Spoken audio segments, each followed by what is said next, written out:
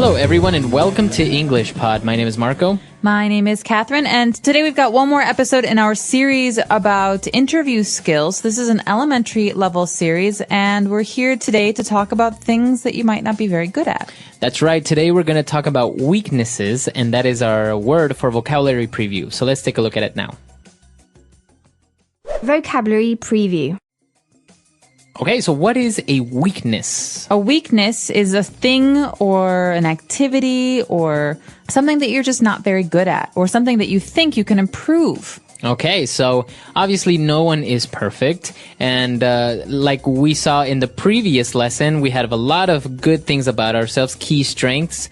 And now we're going to talk about our weaknesses. Maybe you're a little bit lazy. That might be a weakness. That's right. So weakness is the opposite of strength, and that is the topic today. So let's take a listen to today's dialogue.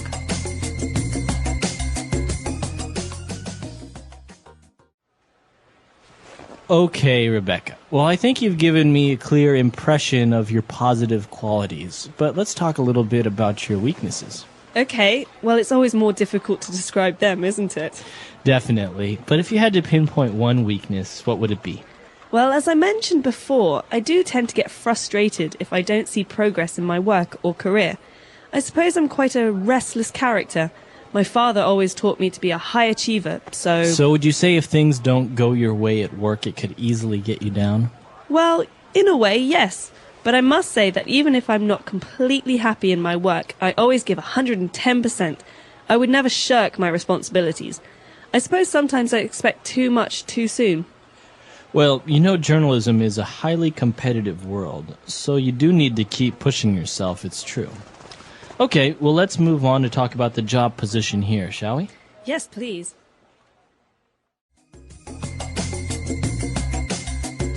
All right, we're back. So obviously Rebecca did a very good job at talking about her weaknesses in a very positive way. So before we get into analyzing that, why don't we take a look at a couple of words she used on language takeaway. Language takeaway. One of the first words that Mr. Parsons used was a clear impression. So impression. All right, so I think this is a very common word when people talk about first impressions or I get the impression. So what is an impression? Well, an impression is like an idea or a feeling. So I can have an impression about something. It means that I don't necessarily understand it really well or I don't have experience with it, but it's an idea that I have about something. That's right. So for example, maybe you meet somebody new and you say, I get the impression that he is a liar. But maybe then you get to know him and he's not. So this is your idea about something or the way you feel about something. So in this case, Mr. Parsons has a clear impression of her positive qualities. That means that he has an idea or an understanding of the things that Rebecca is good at, but he wants to know more about her weaknesses. That's right. And Mr. Parsons asked her to try and pinpoint one of her weaknesses. So this word, to pinpoint. This is a great word. I'm not really sure where it comes from in English, but I think it's very visual. You can see what the word means. Pinpoint means to locate or identify or really be specific about something. That's right. So maybe if you go to the doctor and you say that your back hurts, the doctor might ask you to try and pinpoint where on your back you have the pain. That's right. So it's a way to be specific or very exact about something. Okay, so if she had to pinpoint something, she said, well, I do get a little bit frustrated. Okay, so frustrated is a way you feel. I feel frustrated. He is frustrated. It's basically a feeling that you get when you have to do something, but you don't think you can do it. Or maybe something annoys you and you get frustrated. For example, when people tap like this, and I'm working, I get frustrated because it's a distraction. Okay. So everyone has different things that frustrate them. Now, if we take a look at this word, it is actually an adjective, and we usually use it, you get frustrated, or as you said, you feel frustrated. So remember, it may look like a verb, but it's actually an adjective that ends in ed, frustrated, to get frustrated. He got frustrated, or we feel very frustrated. Okay. And, well, apart from being frustrated, she also said that she is a restless character. Okay, so someone is restless if they don't like to stay in one place all the time. That means someone who wants to move around or to go places or to travel or to see new things is restless. That's right. So she has a restless character. That means she likes to move around. She doesn't like to stand still in one place. Maybe she gets bored very easily. Okay, so that's somebody that would be restless. But moving on, she also said that she doesn't like to shirk her responsibilities. Okay, you often hear these words go together. So responsibilities are things that we need to do, right? Things that other people expect us to do. To shirk a responsibility means to not do something that you're supposed to do. It means to avoid responsibility or to push it away. Okay, so it's a verb, to shirk your responsibilities. You shouldn't shirk your responsibilities. That's right. All right, so a lot of interesting key words there. Why don't we listen to the dialogue again, and we'll be back with Fluency Builder. Okay, Rebecca. Well, I think you've given me a clear impression of your positive qualities, but let's talk a little bit about your weaknesses. Okay, well, it's always more difficult to describe them, isn't it? Definitely. But if you had to pinpoint one weakness, what would it be? Well, as I mentioned before, I do tend to get frustrated if I don't see progress in my work or career. I suppose I'm quite a restless character. My father always taught me to be a high achiever, so... So would you say if things don't go your way at work, it could easily get you down? Well, in a way, yes. But I must say that even if I'm not completely happy in my work, I always give 110%. I would never shirk my responsibilities. I suppose sometimes I expect too much too soon. Well, you know, journalism is a highly competitive world, so you do need to keep pushing yourself, it's true. Okay, well, let's move on to talk about the job position here, shall we? Yes, please.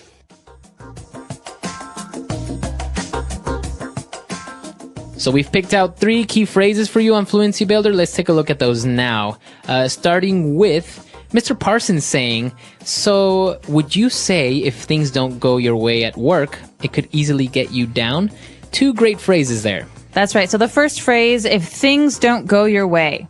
So this is kind of a funny phrase when you think about it because they go your way like to me or Right. What is my way? This basically means if things do not happen in a way that makes you happy or in a way that you expect. Okay, so we could say he lost his job, he couldn't pay his bills, things just didn't go his way. That's right. So things are not happening as he planned or as he expected. You can also say the opposite. So he won the lottery and he also met a really beautiful girl who wanted to be his girlfriend. Things were going his way. Okay, very good. So if things are going your way, it's good. If things aren't going your way, then it's bad. That's right.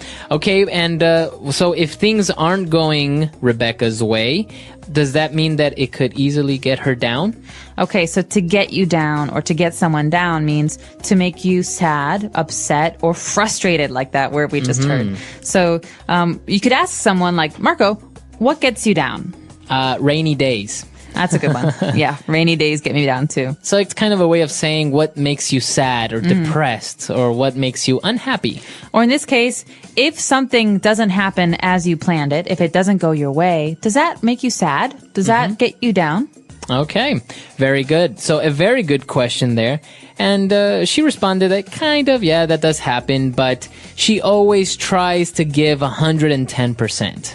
Okay, so this is a really funny phrase because you think, I can give everything I have. I can work really hard, and that's 100%. But we say 110% means you do more than you can. It's like pushing yourself more than is possible. That's right. So this is a very common phrase in sports and business. People are saying, for example, I always remember my coach saying, I want you guys to give me 110% out there. That means like I really want you to try very hard to do as much as possible. Even more than your best, more than you think you can do. Exactly. So again, it refers to the effort that you put into something. It can be in business, sports, anything. And she's basically saying, I always do more than my best. I do as much as humanly possible. That's right. Okay, so a lot of great stuff there from Rebecca. Why don't we listen to her one last time, and we'll be back in a bit.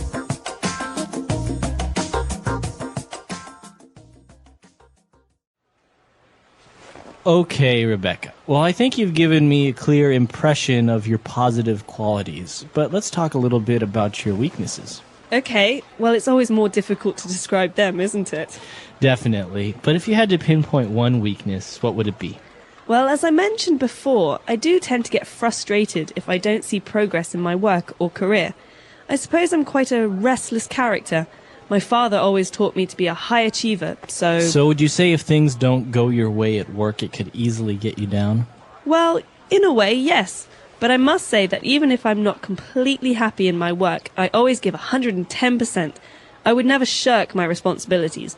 I suppose sometimes I expect too much too soon. Well, you know journalism is a highly competitive world, so you do need to keep pushing yourself, it's true. Okay, well let's move on to talk about the job position here, shall we? Yes, please.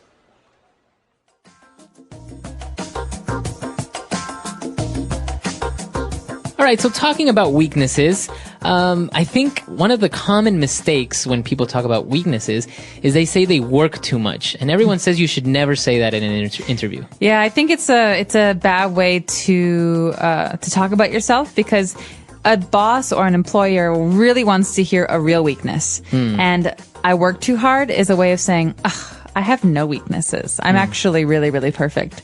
And I just think it's a lazy answer. So maybe you should avoid saying I work too hard and really focus on things that you do have to work on. And then I think the key is to say that I know this is something that I have a hard time with. I know this is a weakness and I'm trying to improve it. Yeah, I remember in some of the interviews I've had, I think my common answer was, sometimes I'm very late. I'm not very punctual.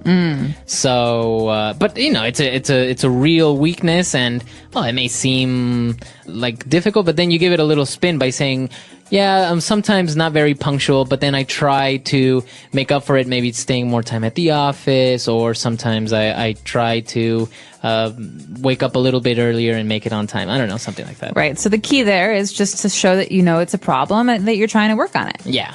So this is actually the hardest part for me of an interview, talking about yourself in a negative way, because obviously you want to get the job, so you want to make sure that the employer has a good idea of yourself, but it's hard. I think it's the hardest part for everyone. Yeah. I don't think it's just you. Yeah, it's hard. So this is an interesting topic. Why don't you practice and come to our website, englishpod.com, and on our comments section, why don't you tell us what your weaknesses are?